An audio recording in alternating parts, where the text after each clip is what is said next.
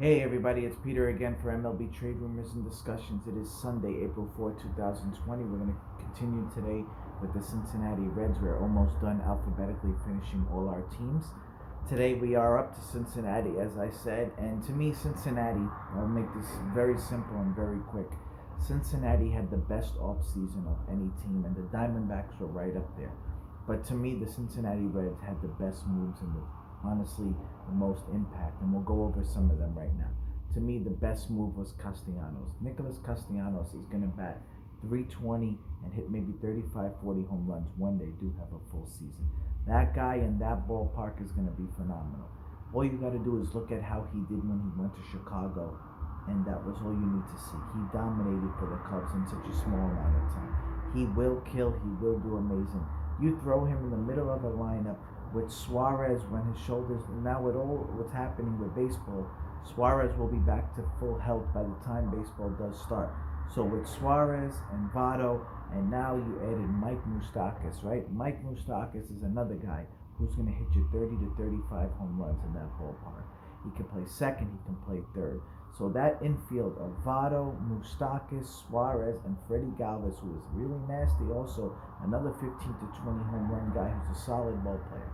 And then you go in the outfield, and if Aquino plays, Aquino had that monster few months when he first started, and he went a little off the rails, but you could see the power and the insaneness of that guy. So he's going to do well with that team, okay? And you got the young kid in Senzel.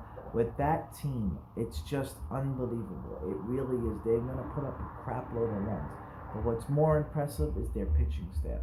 Luis Castillo is an ace in the making. If he's not an ace already, he will be in the next by this year. He will win a Cy Young one day. He needs the run support, but think about this. He's not the only one. Sonny Gray, we weren't sure how that move was going to be made, right? Nobody knew what was going to happen when Sonny Gray went there from the Yankees, and it looks like he found his old self. He was striking out so many people last year. His control was off. He was getting everybody. That guy is a solid, really normally number two, but now he's really their number three because they made a move for Trevor Bauer. So a combination of those three is going to be insane. But they also made a move for Wade Miley, who eats up innings, and they have a pitcher that really no one talks about in DeSclafani, who is really good. Hits the high 90s, strikes out a ton.